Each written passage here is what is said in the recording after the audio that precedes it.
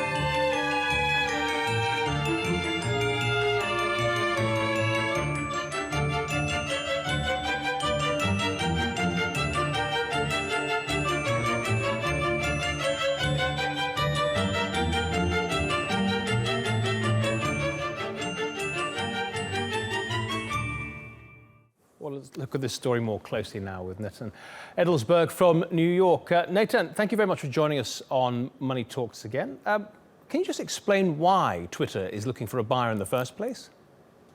Sure, and thanks for having me. I think the major issue has been that ever since they've gone public, they've really struggled to present themselves as a viable competitor to other social networks like Facebook.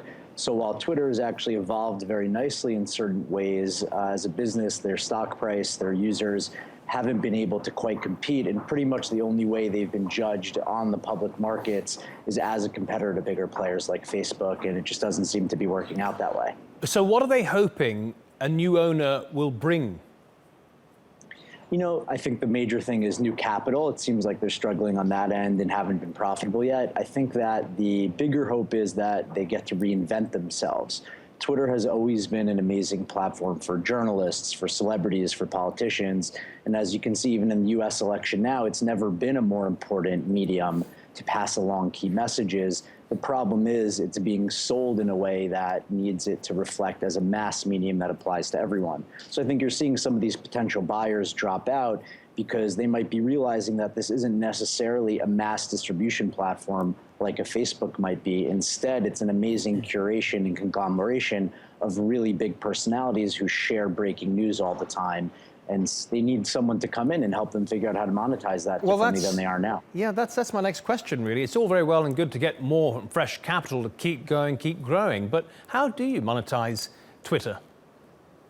Yeah, you know, I think there are a number of different viable options. I think, you know, if you look at Twitter and you kind of group things together, even in a similar way that YouTube does, where, for example, YouTube sells advertising, obviously, across all their video, but their high quality content, they package it really well along with their lower quality content. And they often force advertisers to invest in big ways in multiple different packages, similar to how TV networks do with bundles. For example, if you want to buy the Super Bowl, you also have to buy lots of other programming on whatever network's doing it. And I think Twitter, for example, could take their biggest influencers on the platform, find ways to curate them in better ways, and then go ahead and do that. And I think you're seeing they're already doing things like that with their airing of NFL, football games in America, and other content that they're quickly acquiring rights to. So I actually think they're on a good path, and it's just a really big disconnect between what the markets see and what people actually use it for.